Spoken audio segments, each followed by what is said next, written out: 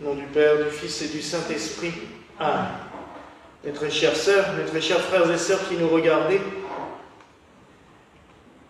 nous célébrons aujourd'hui Sainte Apolline d'Alexandrie, qui, malgré sa provenance orientale, est très connue dans le monde entier, et en particulièrement en Alsace, où la moindre chapelle de campagne possède une statue d'elle.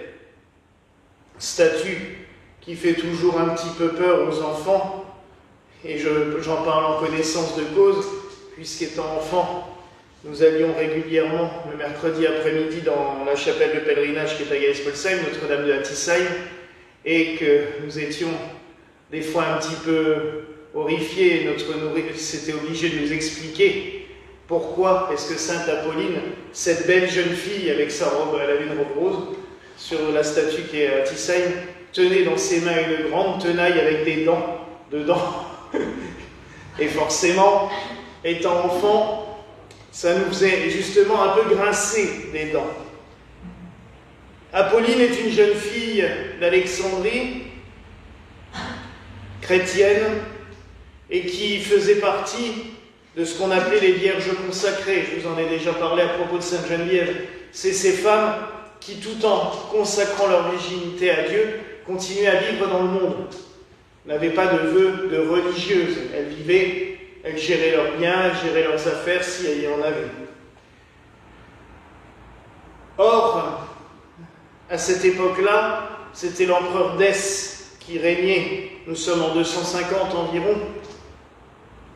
Et cet empereur a décrété une terrible oppression envers les chrétiens. Ainsi, il avait autorisé tout citoyen romain de massacrer et maltraiter et massacrer des chrétiens, et qu'il n'y aurait aucune enquête, qu'il pouvait faire comme il voulait, il n'y avait aucune limite. Ainsi donc, un jour, un petit groupe d'hommes se sont regroupés, et on sait comment c'est. On le voit encore de nos jours quand des milices se mettent à se former, ces espèces de groupes paramilitaires où ils se prennent pour plus militaires que des vrais, et où chacun fait plutôt valoir les pires horreurs qu'il a au fond de son cœur, au fond de son âme, plutôt que d'être censé. On le voit, hein, cette violence se déchaîne encore de nos jours. Il suffit à des gens de dire à des hommes « armez-vous, faites ce que vous voulez », et ça devient une catastrophe. On l'a vu durant le nazisme, puisque les chemises brunes, c'était ça, hein, c'était des milices paramilitaires. Tout ce qu'ils ont fait, c'est de donner les SS, et c'était encore pire.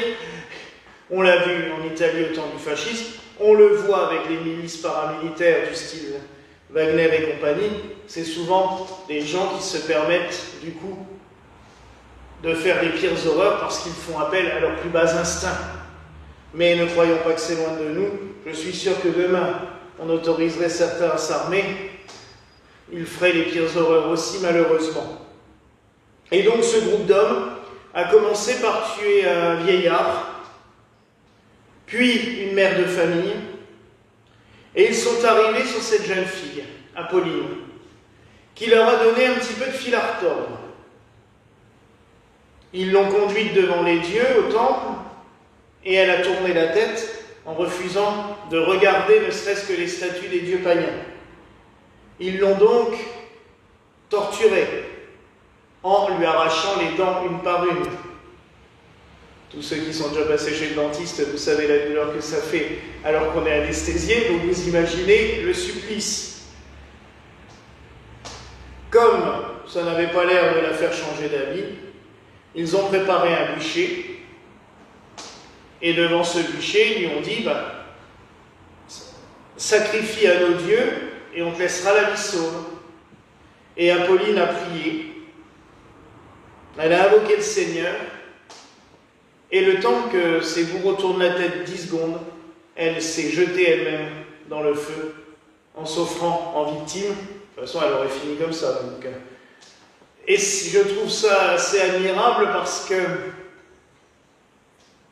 elle leur a enlevé la joie de la tuer. Et c'est souvent ce qui fait le plus mal à des bourreaux, c'est quand on leur enlève le plaisir même de faire cette souffrance.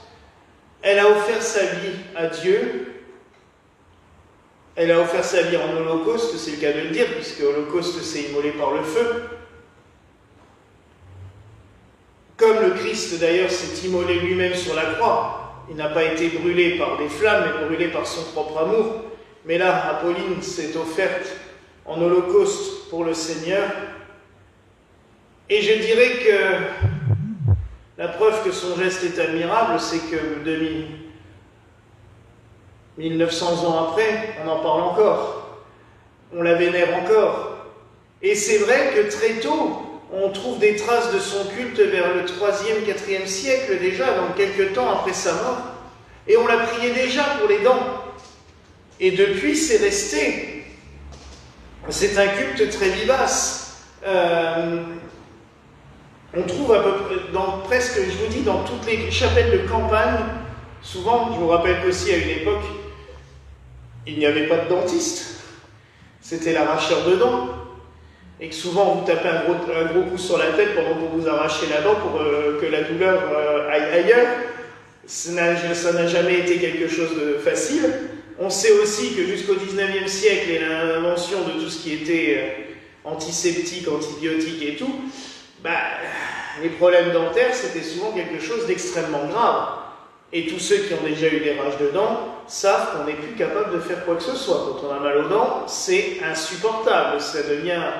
Moi, je me souviens d'avoir vécu une période avec des rages de dents presque en permanence pendant des mois et des mois. Ça devient compliqué. Donc imaginez quand vous n'avez aucun médicament pour soulager. Il fallait bien se tourner vers quelqu'un. Et donc on a invoqué Sainte Apolline, et il y a des milliers de témoignages de gens qui disent « on a été guéris, on a été soignés par elle ». D'ailleurs même l'Église avait inventé un rituel de bénédiction de l'eau. Donc on prenait de l'eau bénite, mais le prêtre redisait des prières de bénédiction sur cette eau, qu'on appelait l'eau de Sainte Apolline, et que les fidèles avaient chez eux pour se rincer la bouche quand ils avaient des rages de dents, parce que ça les soulageait immédiatement. C'est d'ailleurs dommage que l'Église ait perdu tous ces rituels. Dieu merci, notre premier évêque en France, l'abbé Julio, a retranscrit tous ces rituels en français, donc on les a encore. Je ne pense jamais à en faire, je devrais peut-être en faire, parce que même pour nous. Mais c'est vrai que l'eau de Sainte Apolline avait des très grandes vertus. J'ai aussi lu une histoire, c'est que dans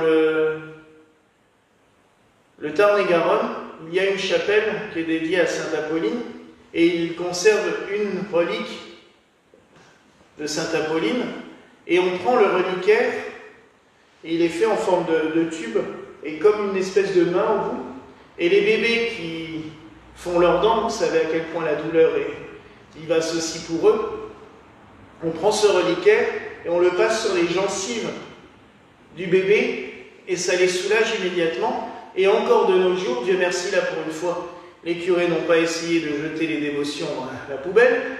De toute façon, là, d'après ce que j'ai lu, ils ne pourraient même pas se le permettre parce que les gens seraient allés chercher le reliquaire eux-mêmes, parce que toutes les mères de la région viennent avec leurs enfants quand ils commencent à faire leurs dents pour faire imposer le reliquaire de Sainte Apolline, parce qu'elle fait vraiment des merveilles dans ce domaine-là. Il est quand même marrant, et j'en ai déjà parlé aussi, cette espèce d'analogie que l'on fait systématiquement entre la souffrance d'un saint et le fait qu'il puisse guérir quelqu'un souffrant de ce mal. Peut-être est-ce que c'est une grâce que le Seigneur fait. Le Seigneur, généralement, il donne à tous les saints tous les pouvoirs pour guérir. Après, c'est les gens qui vont invoquer tel saint en fonction de tel cas particulier. On en a parlé, c'est ces saints guérisseurs, Sainte Apolline en fait partie, ou, comme le disait le père de Lenskopf, qui nous avait fait une très belle conférence l'année dernière, auquel on avait assisté avec le frère Antoine, il nous avait expliqué qu'au Moyen-Âge, c'était une vraie pharmacopée du bon Dieu, et que pour chaque cas, on avait son saint. Et c'est vrai que dans les anciens livres, l'abbé Giulio l'avait retraduit d'ailleurs aussi, il y a la liste de toutes les maladies, et à chaque fois le saint qu'on doit invoquer à côté. Et j'avoue que c'est très touchant, parce que cela montre bien que il peut intervenir, ce saint. Et peut-être aussi parce que si pendant 2500 ans, 1800 ans, on a prié ce saint pour tel cas, c'est peut-être nous, humains, qui l'avons spécifié à ça. Si on le prie tout le temps pour la même chose, ben peut-être qu'à un moment donné, oui, c'est vrai que le Seigneur se dit, bon, ben, allez, on va le faire travailler de ce côté-là. Mais je trouve ça aussi une belle preuve de confiance envers nos saints, de pouvoir les invoquer comme ça en fonction des soucis que l'on a. On l'oublie peut-être de nos jours. De nos jours, on va plutôt s'adresser à des saints par amitié spirituelle. Hier, une de nos sœurs me disait qu'elle, c'est Thérèse. Thérèse de l'Enfant Jésus, c'est sa sainte. Moi, j'avoue, vous l'avez compris que c'est Saint Joseph et Sainte Alphonsine, parce qu'il me prouve aussi beaucoup et qu'il me remonte aussi régulièrement. Sans oublier Marie, là, c'est bien plus. Mais voilà, c'est les deux saints avec qui je vais travailler le plus souvent, je vais dire. Le curé d'Ars, c'était Sainte Philomène. On a plus cette tendance de nos jours à avoir des saints qu'on va aimer, particulièrement pour leur vie, pour ce qu'ils ont développé comme spiritualité, comme esprit. Alors qu'au Moyen-Âge, c'était plutôt, on allait invoquer le saint qui correspondait à notre cas. Et en Bretagne, on le voit aussi avec tous ces milliers de pèlerinages qu'il y a en Bretagne, dans chaque village il y a un sanctuaire, ben c'était ça. Si on avait tel problème, on allait à tel sanctuaire, quitte à marcher plusieurs jours de marche pour y aller, parce qu'on savait que ce saint allait nous guérir de telle maladie. Voilà, et c'est comme ça qu'on faisait. En Alsace, c'est pareil. On sait qu'à Attisheim, il y a des pèlerins qui venaient. Alors maintenant, on se dirait, oui, mais ça fait pas loin. Mais qui venaient de Dubigheim, de Dutlenheim, d'Ensheim. À l'époque, à pied, ça faisait une trotte pour aller jusqu'à... Parce qu'à Attisheim, c'est quand même de l'autre côté, vers Luxheim. Donc, ils y allaient à pied. Pourquoi? Parce qu'il y avait Sainte Apolline et il y avait Saint-Mandelin pour les troupeaux. Ça, c'était les spécificités de ce pèlerinage. Dans d'autres pèlerinages, il y avait d'autres cas. Je sais que Saint-Augustin, par exemple, à Kronstadt, était vénéré pour d'autres maladies. Sainte-Barbe était vénérée, on sait aussi, pour prier pour les pompiers, mais aussi pour certaines maladies. Chaque cas et chaque sanctuaire avait sa spécialité, vraiment une spécialité, et on allait dans ces cas-là, comme maintenant. Vous remarquerez que le monde n'a pas beaucoup changé. Moi, j'ai des fois des gens qui viennent ici, qui vont courir tous les médecins de la planète. Même quand leurs généralistes ne leur prescrivent pas, ils vont aller chez tel spécialiste, tel spécialiste, tel spécialiste en fonction. D'autres vont faire des thérapeutes. Comme c'est la grande mode maintenant, alors on va aller chez tel hypnotiseur, tel magnétiseur, tel machin, tel truc. En fait, le monde n'a pas beaucoup changé. Avant d'aller dans tel pèlerinage en fonction de chaque cas, maintenant on va consulter telle ou telle personne en fonction des cas. C'est toujours le même principe. Et je dirais peut-être que si